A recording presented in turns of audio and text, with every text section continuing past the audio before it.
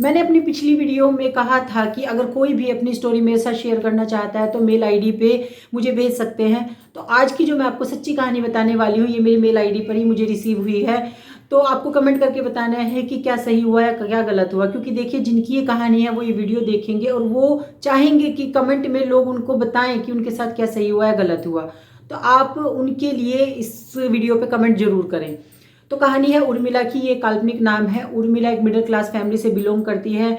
अच्छे से पढ़ी लिखी है, बड़ी हो जाती है, शादी हो जाती है। शादी भी मिडिल क्लास परिवार में ही होती है। ठीक है, तो पति होते हैं, सास होती हैं, मिलजुल के रहते हैं।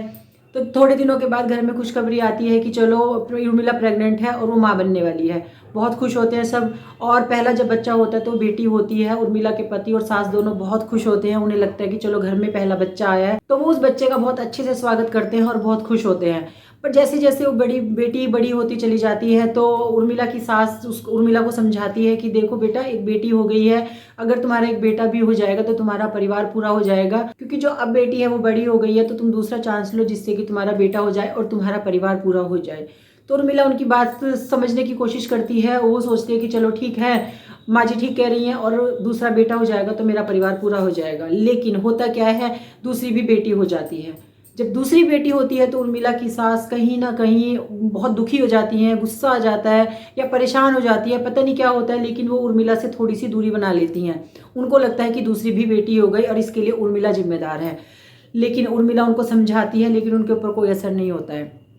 तो अब क्या था, उर्मिला के ऊपर दो बच्चों की जिम्मेदारी हो जाती है। वो अपने पति को समझाती हैं, देखिए अब हमारे दो बच्चे हो गए, हाँ हम इन दोनों बेटियों को पढ़ाएंगे, कुछ बड़ा इनको करने में इनकी हेल्प करेंगे, तो अब हमें और बच्चे के बारे में नहीं सोचना चाहिए। लेकिन उर्मिला की जो सास है वो अपने बेटे को यानी कि उर्मिला के पति को कहती है कि नहीं, एक बेटा तो जरूरी होना ही चाहिए, हमारे खानदान में सबके पास बेटा है और तुम्हारे पास भी बेटा होना ही चाहिए। तो जो उर्मिला के पति है उनके दिमाग में बात बैठ जाती है और वो अपनी पत्नी को यानी कि उर्मिला को बोलते हैं कि नहीं, बेटा तो होना ही चाहिए और अब तीसरी बार में तो बेटा होगा ही होगा।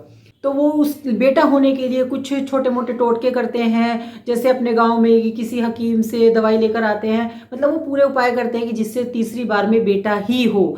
लेकिन होता क्या है, तीसरी बार में भी बेटी हो जाती है। और अब तो उर्मिला की जो सास है वो उर्मिला को देखकर बहुत ही ज़्यादा गुस्सा करती है कि तुमने तो तीन तीन बेटियों को जन्म दिया है। उर्मिला रोने लग जाती है। वो बोलती है कि माँ जी इसमें मेरी कोई गलती नहीं है, मैं क्या कर सकती हूँ अगर तीन बेटियां हो जाती हैं। लेकिन उर्मिला की सास उससे बहुत ज़्यादा नाराज़ होती है और वो जो तीसरी बेटी हुई थी उसको बिल्कुल भी गोद में भी नहीं उठाती है, ना उसको प्यार करती है। और उसके कारण जो पहले की दो बेटियां थी उनसे भी वो मतलब एक तरह से नाता खत्म कर देती है। अब क्या होता है, उर्मिला के ऊपर तीन बच्चों की जिम्मेदारी आ जाती है। जब पहली बार वो कोई भी लेडी माँ बनने वाली होती है तो वो अकेली होती है, उसे अपना ध्यान रखना होता है। ठीक है, जब दूसरा बच्चा होता है तो माँ के ऊपर जब वो प्रेग्नेंट होती है तो पहले बच्चे की भी जिम्मेदारी होती है, तो उसको आराम भी नहीं मिलता है और उसके ऊपर थोड़ी सी पहले बच्चे की जो जिम्मेदारी होती है उसकी वजह से कहीं ना कहीं उसके ऊपर प्रेशर रहता है। फिर जब तीसरा बच्चा हो जाता है तो पहले के दो बच्चे हो जाते हैं और फिर तीसरा बच्चा हो जाता है तो तीन बच्चों को देखभाल करनी पड़ती है। तो हुआ क्या, जब तीसरी बेटी हुई तो उर्मिला को बिल्कुल भी आराम नहीं मिला। वो मतलब जैसे उसकी बेटी हुई वो तीन चार बार घर का काम करने लग गई पूरा, क्योंकि उसकी सास ने बिल्कुल काम करने को मना कर दिया था। वो अपने बच्चों को भी देखती थी, घर का काम भी करती थी। तो करते करते उनकी बॉडी में बहुत ज़्यादा वीकनेस आ गई, उनको कुछ प्रॉब्लम्स होने लग गई बॉडी में। ठीक है, अब उसने डॉक्टर को दिखाया तो डॉक्टर ने कहा कि अब आपके तीन बच्चे हो गए हैं तो आपको और बिल्कुल भी बच्चों के बारे में नहीं सोचना है, क्योंकि आपकी बॉडी बहुत कमज़ोर हो चुकी है। तो इसलिए अब आपके तीन बच्चे, आप इनको पढ़ा लिखा के कुछ बड़ा करने में इनकी हेल्प करो। लेकिन होता क्या है, उसकी सास और पति को दिमाग में बैठा हुआ था कि नहीं, बेटा तो होना ही चाहिए। वो उर्मिला को बहुत ज़्यादा प्रेशराइज करते हैं, लेकिन उर्मिला को भी लगता है कि अब मैं कहाँ जाऊँगी तीन तीन लड़कियों को लेके। वो इस दबाव में कि मेरी क्या ज़िंदगी है, लोग मुझे क्या कहेंगे कि पति को छोड़ दिया, पति ने छोड़ दिया। वो ये सब चीज़ें सोच सोच के उसने फिर से सोचा कि चलो तीन बेटी के बाद फिर से बेटा हो जाएगा। लेकिन उसके ऐसे करते करते पांच बेटियां हो जाती हैं। सिर्फ एक लड़के की चाह में, एक बेटे की चाह में उर्मिला के पांच बेटी हो जाती हैं। पांच बेटियां की जिम्मेदारी, मतलब उर्मिला को सोच सोच के भी कुछ लगता है कि मैं कैसे इन बच्चों को पाल पोस के बड़ा करूंगी, इतना पैसा कहाँ से आएगा। उसके दिमाग में कुछ ऐसे ऐसे ख्यालात आने लग जाते हैं। उर्मिला को अपने पति पर, सास पे बहुत गुस्सा आता है, लेकिन समाज के डर से वो कुछ भी कदम नहीं उठाती है और वो ऐसे ही वहाँ पर रहती है और अपने बच्चों की परवरिश करती है। फिर भी जब पांच बेटियां हो जाती हैं और उसकी बॉडी बहुत कमज़ोर हो जाती है, डॉक्टर भी उसको मना कर चुके थे कि अब आपको और बच्चे के लिए बिल्कुल भी अपनी पत्नी के ऊपर दबाव नहीं डालना है। लेकिन जो उसके पति थे उनके दिमाग में फिर से दिमाग मतलब ये बात बैठी हुई थी कि मुझे तो बेटा चाहिए ही चाहिए, किसी भी कीमत पे चाहिए। एक दिन उर्मिला रोते रोते बोलती है कि कहीं ऐसा ना हो को बेटे के जन्म देने के चक्कर में मुझे कुछ हो जाए और फिर इन 5 बेटियों की देखभाल भी कौन करेगा, इनको कौन पाल पोस के बड़ा करेगा। लेकिन उर्मिला के पति उसकी कोई बात नहीं सुनते हैं। तो छठी बार में फिर से उर्मिला प्रेग्नेंट होती है और इस बार मतलब उसका जो बच्चा होता है, क्योंकि उर्मिला बहुत कमज़ोर हो गई थी तो उस बच्चे की ग्रोथ भी बहुत धीरे धीरे हो रही थी, वो बहुत कमज़ोर था। तो 7th मंथ में ही उसकी डिलीवरी करनी पड़ती है, मतलब एक प्री मेच्योर बेबी को वो जन्म देती है। उर्मिला के पति और सास बहुत खुश हो जाते हैं कि चलो 5 बेटियों के बाद एक बेटा हो जाता है, वो बहुत खुश हैं। लेकिन डॉक्टर ने उनको बोला था कि अभी आपका बच्चा बहुत कमज़ोर है, आपकी पत्नी भी बहुत कमज़ोर है, अभी हम कुछ भी नहीं कह सकते कि कितने दिन तक हम आपके बच्चे को बचा पाएंगे, आपकी पत्नी को बचा पाएंगे। अब उर्मिला को चिंता होने लग जाती है कि मेरा बच्चे का पता नहीं बचेगा नहीं बचेगा, लेकिन अगर मैं भी नहीं बची, मैं एक माँ हूँ, मेरे 5 बच्चे और भी हैं, मेरे बच्चों को कौन पालेगा। मतलब उसके मन में कुछ नेगेटिव थॉट्स आने लग जाते हैं कि मुझे कुछ हो गया तो मेरे बच्चों का क्या होगा। वो अपने ही ख्याली पुलाव अपने मन में बनाने लग जाती है।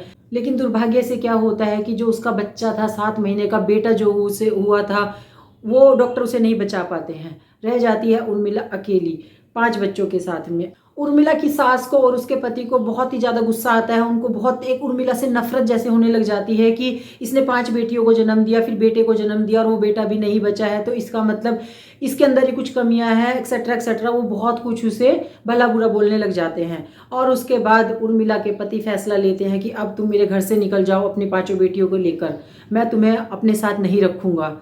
अब उर्मिला क्या करे, अब उर्मिला ने क्या अपने मायके चली जाती है अपनी 5 बेटियों को लेकर।